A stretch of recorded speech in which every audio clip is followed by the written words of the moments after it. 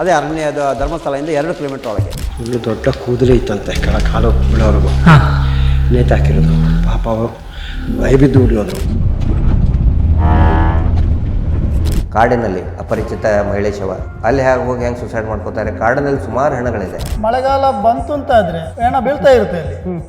ಮತ್ತೆ ನೋಡಿ ಅಲ್ಲಿ ಆತ್ಮಹತ್ಯೆ ಮಾಡುವ ಇದರಲ್ಲಿ ಹುಡುಗಿಯರು ಯಂಗ್ಸರಲ್ಲ ಒಳ ಉಡುಪುಗಳಿಂದ. ಇಲ್ಲೇ ಪಕ್ಕದಲ್ಲಿ ಸುಮಾರು ಒಂದು 4-5 ವರ್ಷ ಆಸುಪಾಸಿನ ಪೊದವೆಟ್ಟು ಅಂತ. ಪುದುವೆಟ್ಟು ಅದು ಧರ್ಮಸ್ಥಳದಿಂದ ಸುಮಾರು ಕಾಡೊಳಗಡೆ ಒಂದು 4 ಕಿಲೋಮೀಟರ್ ಹೋಗ್ಬೇಕು. ಅಲ್ಲಿ ಹೆಂಗೆ ಡೆಡ್ ಬಾಡಿ ಬಿತ್ತು. ನನ್ನ ಫ್ರೆಂಡೇ ಇದ್ದಾನೆ, ಕ್ಲಾಸ್ಮೇಟೇ ಇದ್ದಾನೆ. ಅವನು ಹೇಳ್ತಾ ಇರ್ತಾನೆ ಅಲ್ಲಿ ಸ್ಮೆಲ್ ಬರ್ತಾ ಇರೋದಂತ ಕಾಡಲ್ಲಿ ಆವಾಗಲೂ. ನಾಯಿ ಸತ್ತ ದಾಖಲೆ ಉಂಟು ಅದರಲ್ಲೆಲ್ಲಾದರೂ ನಿಮ್ಮ ಆ ಲೀಸ್ಟಲ್ಲಿ ನಾಯಿ ಬೆಕ್ಕು ಇಲ್ಲಲ್ಲ? ಅದೇ ರೀತಿ ಹೊಯ್ಗೆಯಲ್ಲಿ ಹೋಗಿರುವಂಥದ್ದು ಅದು ಎಷ್ಟೋ ಸಾವಿರ ಇರ್ಬೋದು. ಪ್ರತಿ ದಿವಸ ಒಂದು ವಾರದಲ್ಲಿ 1-2 ಜನ ಸಾಯ್ತಾ ಇರ್ತಾರೆ. ಅಲ್ಲಿ ಮಾಮೂಲಿ ದೊಡ್ಡವರು ಏನು ಮಾಡಿದ್ರು ನಡೀತದೆ. ನಾವು ಅದ್ರ ಬಗ್ಗೆ ಜಾಸ್ತಿ ತಲೆಗೆಡಿಸ್ಕೊಳ್ಳಿಕ್ಕೆ ಹೋಗಲಿಲ್ಲ.